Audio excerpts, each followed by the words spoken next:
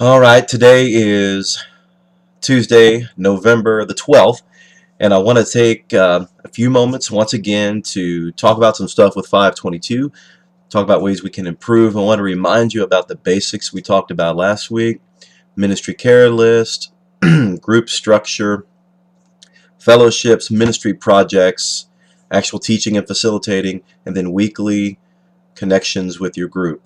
So those are kind of the 5 things, and really the only 5 things you need to be thinking about, particularly with the group structure. If we can get that going, it will aid you in being effective with the rest of those, because you'll have more help and you'll be engaging people on a deeper level, excuse me.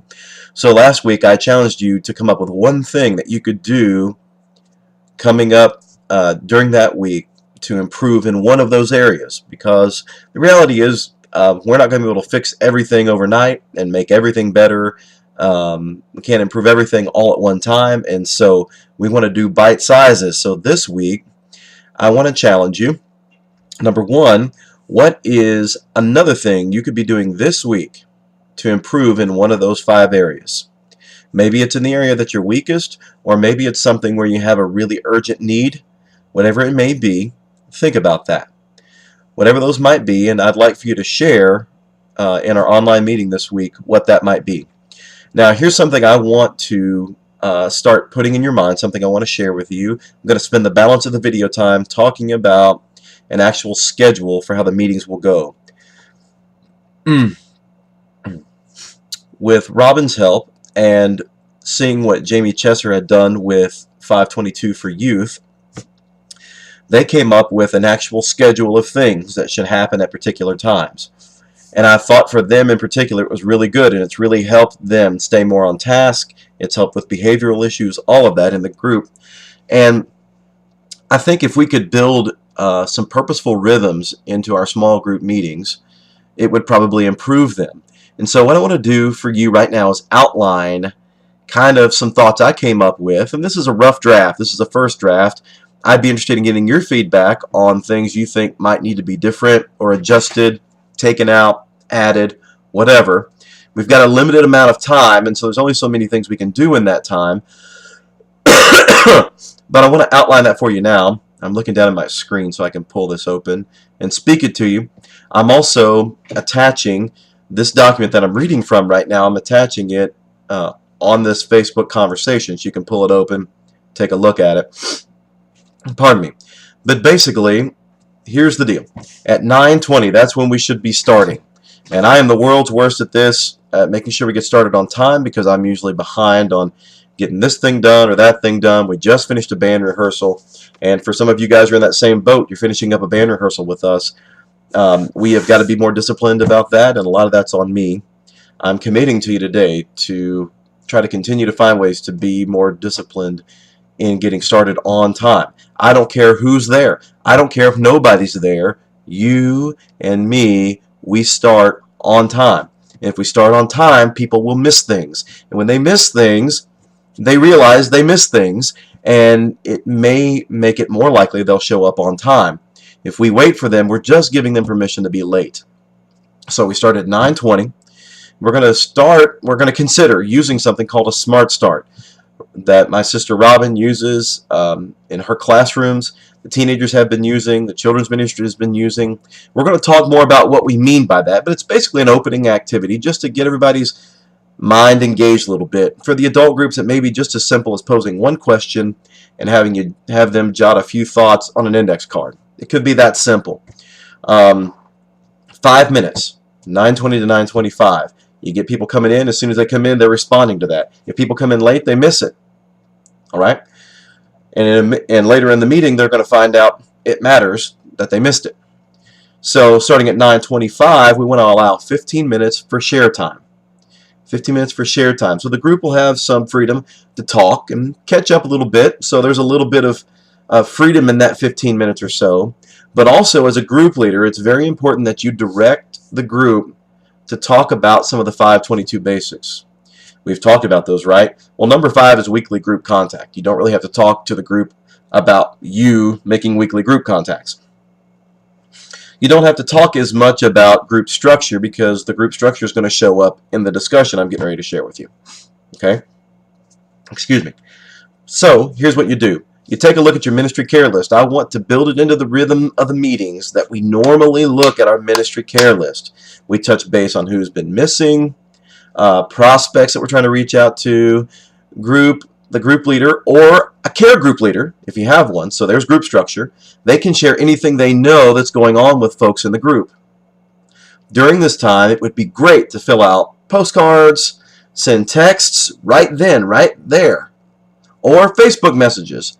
As you're sitting there and talking, wouldn't it be cool if somebody's missing Sunday morning group time, you send them a text, said, hey, we're meeting right now, having a good time, wish you were here. That'd be awesome. Or if you want to write some postcards, if that's more your speed, we could do it right then, right there. The truth is, if we send that home with people, they're probably not going to do it. But if we do it right there in the meeting time, that's very productive. We can sit and do those things even while we're discussing. All right. We can make notes during that time also of prayer concerns that we'll pray over at the end of the meeting. All right. So we talk about ministry care list. You're getting more people involved, especially if a care group leader, they're involved in that. And we get people involved in writing cards, sending texts, Facebook messages from their phones, whatever. Okay? The second thing is to talk about any fellowships or ministry projects that may be coming up. The group leader can do this, and or if you have a ministry leader, and or if you have a fellowship leader, once again going back to group structure, they can report on any upcoming fellowships or ministry projects. You can always refer to the 522 News for ministry opportunities, for fellowship opportunities, and so it's important that you integrate the 522 News stuff in there. Any announcements that are in that 522 News that your group needs to have highlighted for them, this share time is the time to do that as well. All right, so that's 15 minutes. That gets us to 9:40. So let me back up a second. 9:20, 5-minute smart start. We start on time. And we're going to talk more next week about what a smart start is and how to make it work. Okay, so if you're not sure what that means, don't worry too much about it right now. Smart start, 9:25 to 9:40, we've got share time.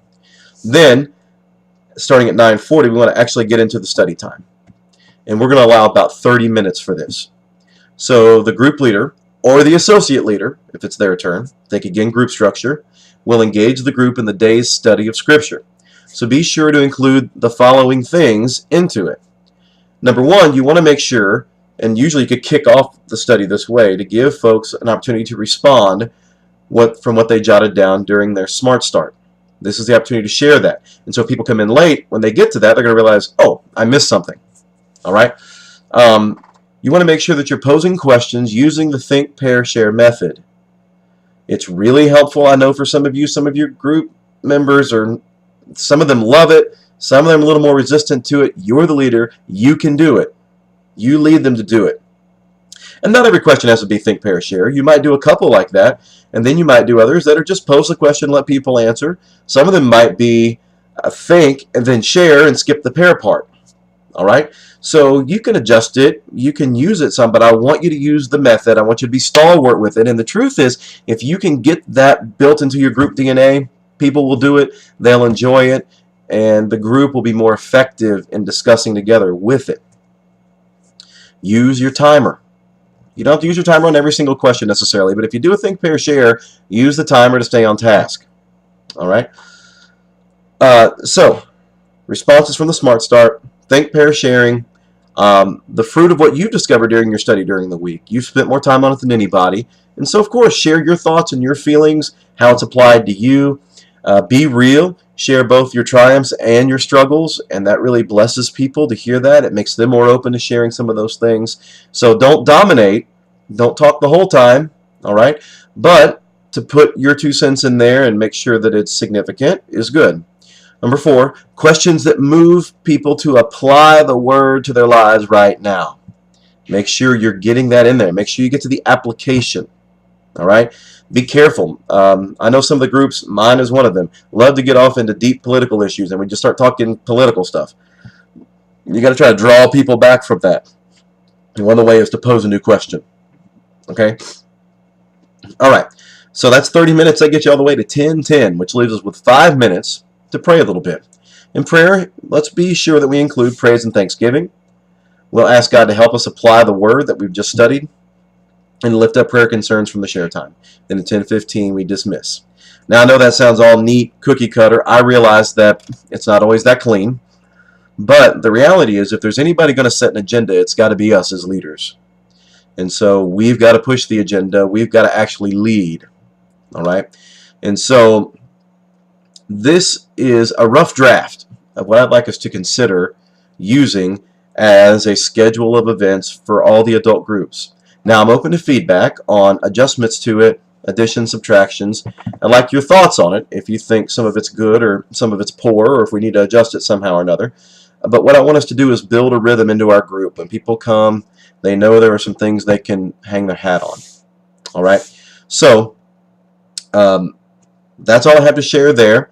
So, think about the one thing that you're going to do this week out of the 522 basics, and then after you've listened to this and you look at the document that I have sent your way, give me some feedback on that.